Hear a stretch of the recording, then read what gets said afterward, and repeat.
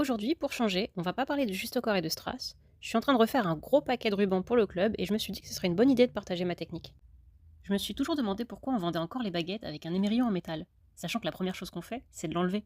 Vraiment, ce truc, c'est un cauchemar. Ça s'ouvre sans prévenir, le ruban se détache ou ça fait des nœuds. Bref, poubelle. Alors ils vendent bien des émerillons en corde. J'ai jamais testé. J'ai l'impression que c'est plutôt pas mal, mais pour moi, ça résout qu'une partie du problème, parce qu'on a toujours besoin de ça là. Et ça, c'est pareil, ça se déforme, ça s'ouvre, ça s'accroche, et là. C'est la caca, c'est la cata, c'est la caca. Donc je vais vous montrer la technique que j'utilise depuis des années, que personnellement j'appelle la technique bulgare, parce que c'est une bulgare qui me l'a montré. On va utiliser du fil de pêche, parce que si c'est assez solide pour attraper des monstres comme ça, nos petits rubans là, c'est tranquille.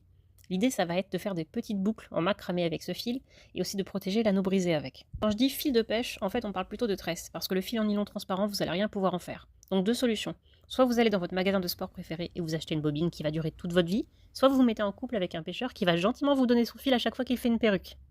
Bon, je vous conseille de prendre du noir, moi je fais avec ce que j'ai, là c'est du orange. Première preuve que le fil est solide, vous allez galérer à le couper. Pour ça il faut des bons ciseaux et bien le tendre. On va commencer par faire 4 tours autour des doigts, et ensuite on va laisser une bonne longueur. On va faire un premier nœud, alors là c'est un peu technique. Pour ceux qui ont fait des bracelets brésiliens dans leur enfance, ça va leur rappeler des souvenirs. Moi je fais 2 nœuds rapprochés là, en faisant gaffe à pas faire bouger les 4 boucles pour qu'elles restent bien de la même taille, puis je rabats le petit bout et je fais encore 2 nœuds rapprochés par-dessus. Ensuite on va pouvoir faire des nœuds un peu plus espacés, tous les 2-3 mm. Au début ça va être un peu technique parce qu'il faut faire passer le petit bout dans tous les nœuds, et ensuite on peut aller plus vite et faire le tour de la boucle avec les nœuds. Une fois qu'on a fini le tour, je superpose un peu en intercalant les nouveaux nœuds avec les anciens, comme ça ils pourront plus coulisser. Ensuite on peut s'arrêter là, c'est ce que je fais pour les rubans loisirs. Pour de la compète, j'ai tendance à faire un deuxième tour complet par-dessus, on n'est jamais trop prudent. J'arrête avec quelques nœuds plus resserrés et quelques doubles nœuds, puis je coupe. Au pire, après quelques mois de pratique, c'est le tout dernier nœud qui va commencer à se défaire. Vu la quantité, on n'est pas à ça près. Voilà, c'est un coup à prendre, ça prend 10 minutes, ça se fait très bien devant une série, surtout si vous voulez en avoir quelques-uns d'avance. Ensuite, on passe à l'anneau brisé, qui est déjà sur le ruban. Là, l'idée, ça va être de faire plein de nœuds autour pour éviter qu'il s'ouvre. On commence par un nœud normal, puis on plaque le petit bout contre l'anneau pour le prendre dans les nœuds suivants, et on fait le tour.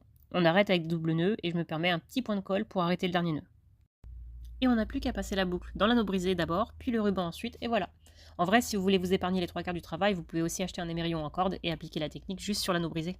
Alors attention à pas faire des attaches trop longues parce que de mémoire c'était 7 cm maximum et je vais être honnête, ça fait une éternité que j'ai pas ouvert un code de pointage, donc je vais vous laisser vérifier si c'est toujours le cas. Voilà, n'hésitez pas à me dire si vous avez appris quelque chose ou si vous connaissez d'autres techniques. Et bon courage avec le ruban!